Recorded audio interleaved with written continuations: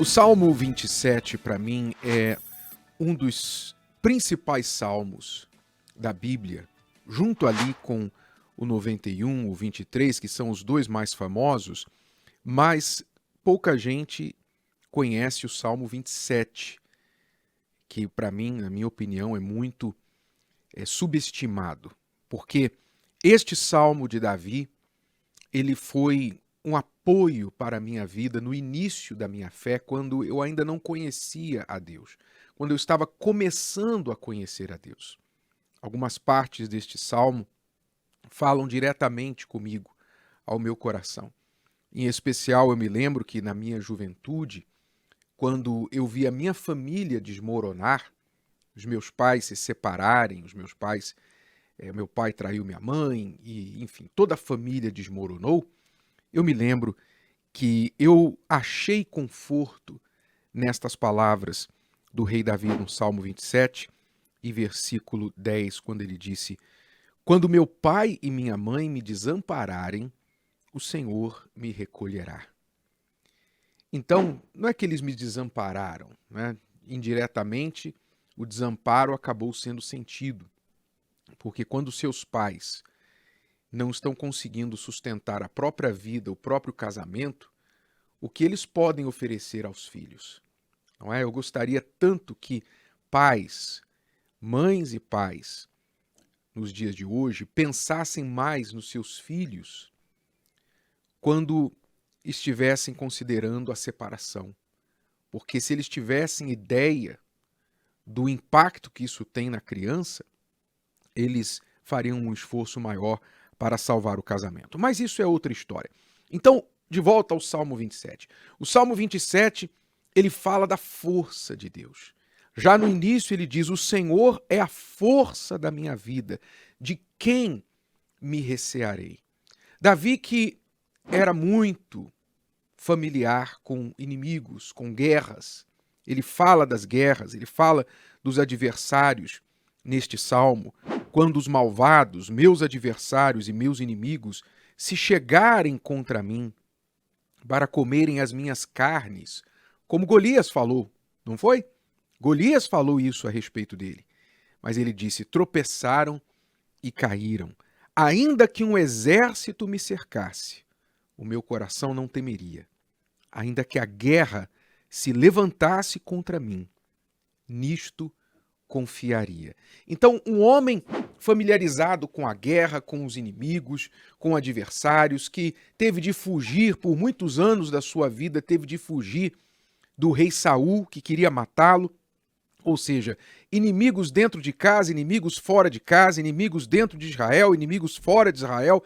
Davi foi de fato um guerreiro, um verdadeiro guerreiro. Mas em todas essas guerras que ele enfrentava, e eram guerras de verdade, não era guerra no sentido de metáfora, não. Ah, uma metáfora, estou lutando uma guerra. Não, ele lutava a guerra mesmo, era guerra de verdade, de arrancar cabeça.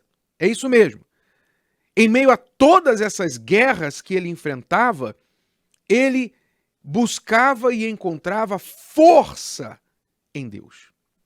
A força dele não vinha do braço, da espada, não vinha das artes da guerra, mas sim do seu relacionamento com Deus. Essa era a força principal de Davi. É claro que, como um guerreiro, ele tinha de saber guerrear. Mesmo contra o Golias, ele usou o que ele tinha, que era aquela funda com uma pedra na mão. Era o que ele sabia fazer. Ele teve de usar o que ele tinha. Mas a força, a vitória vinha do alto. E é isso que você tem que aprender, colocar, todos nós temos de aprender e colocar dentro de nós. Duas coisas principais. Primeiro, é muito importante que você seja forte. Muito importante. Se você não é uma pessoa forte, você vai convidar para si abuso, você vai convidar maus tratos, desrespeito, você vai atrair problemas, porque, infelizmente, na lei do mais forte, não é? Fala-se da lei do mais forte neste mundo.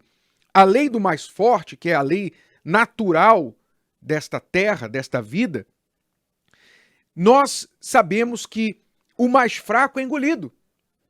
Os mais fracos são devorados. Então você não pode se dar o luxo de ser fraco. Você não pode se dar o luxo de se entregar às fraquezas. Você tem que ser uma pessoa forte. É necessário que você seja forte. Se você for fraco, seja no seu emocional, você é emocionalmente fraco, não é? E as emoções são grandes razões da fraqueza das pessoas. Pessoas mais emotivas tendem a ser mais fracas porque elas são vítimas das suas emoções, elas acabam se entregando, elas acabam sendo presas fáceis, prisioneiras das suas próprias emoções, seja a tristeza, seja a raiva, enfim. A emoção ela acaba enfraquecendo a pessoa. Então, seja força emocional, seja força financeira, você precisa ser financeiramente forte, mas com muito cuidado, não se equivocar de fazer do dinheiro a sua fortaleza. Dinheiro não é fortaleza, dinheiro ajuda. Dinheiro resolve muitas coisas, mas não faça dele o seu Deus. Não cometa o erro de colocar algo ou alguém no lugar de Deus. Você tem que ser forte financeiramente, mas não faça do dinheiro o seu Deus. Ele não é tudo. Você tem que ser forte fisicamente, você tem que cuidar da sua saúde. É muito ruim uma pessoa que tem uma saúde fragilizada. E muitas pessoas acabam tendo problemas de saúde por culpa delas mesmas, porque elas nunca tentaram para a sua saúde, nunca cuidaram da sua saúde. Achavam que aquela saúde que tinha aos 20, 30 anos iria continuar até a idade idosa. E depois descobriram que aquelas atitudes de comer tudo que queria, de não exercitar, de fazer tudo que achava que dava na telha, não iria chegar no futuro com uma conta enorme, não é? Então, você tem que cuidar da sua saúde porque você tem que se planejar chegar numa idade idosa com saúde, para você não ser um peso para si mesmo e nem para ninguém. Você tem que ser forte na saúde, você tem que ser forte nos relacionamentos, seu casamento tem que ser forte, sua família tem que ser forte, você tem que ser forte de todos os lados, porque a alternativa é ser fraco. E se você for fraco, repito, você vai convidar problemas, você vai convidar derrota. É a lei do mais forte. Nós vivemos em um mundo que está sujeito à lei do mais forte. Então, esse é o primeiro ponto. Você tem que ser forte.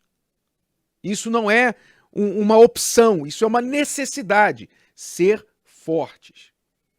Agora, o segundo ponto é entender que ainda que a gente tenha que fazer a nossa parte, como Davi, aprender a usar a funda, era um guerreiro, tem que aprender a usar a espada, tem que saber alguma coisa sobre a guerra.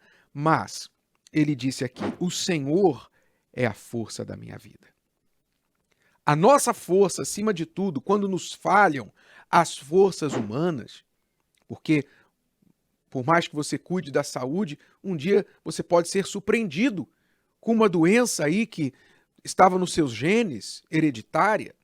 Por mais que você trabalhe, ganhe dinheiro, você pode ser surpreendido aí com uma pandemia, com uma situação que vem e rouba o fruto do seu trabalho, não é? Por mais que você procure ser forte de uma forma ou de outra, você está sujeito às coisas naturais.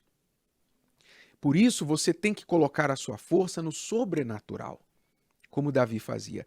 A força dele vinha do alto, vinha de Deus.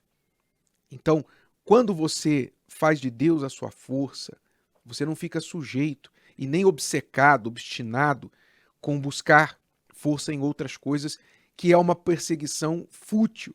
Você procurar força em alguma coisa. Tem gente que fica obcecada com o corpo. Eu vou ficar com aquele corpão, então vai pra academia e tal, e vê a sua dieta e fica obcecado com vitamina e com isso, com aquilo. Daqui a pouquinho ela tá doente.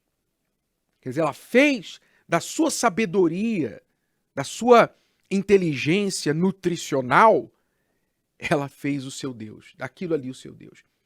Cuide da sua saúde, mas não faça da nutrição, da medicina, o seu Deus. Cuide da sua vida financeira, economize, organize as suas finanças, tenha um orçamento, seja equilibrado nos seus gastos, não seja vaidoso de querer comprar, ter aquilo que você não pode, mas não faça de nenhum bem material, nenhum valor na sua conta bancária, o seu Deus, a sua segurança. A sua força vem do alto. Ele é a nossa força. É isso que agrada a Deus. Agrada o Senhor quando você faz dele a sua força.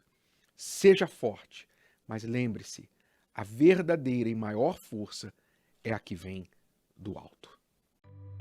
Gostou? Que tal ouvir de novo? Ouça quantas vezes precisar, até que este conteúdo faça parte de você. E não se esqueça de dar o seu like, comentar e compartilhar. Até a próxima!